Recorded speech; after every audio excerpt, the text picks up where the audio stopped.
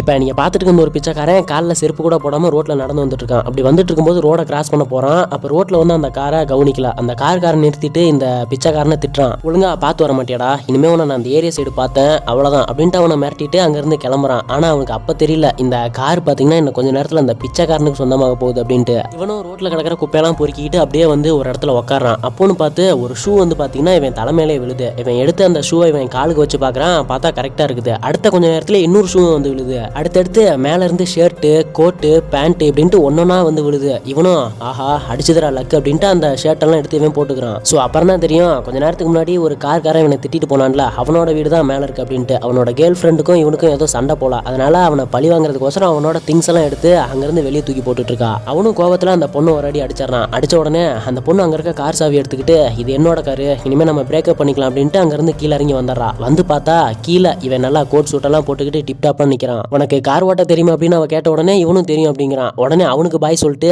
இவனை கூட்டிக்கிட்டு அங்கிருந்து கிளம்பிடுறா.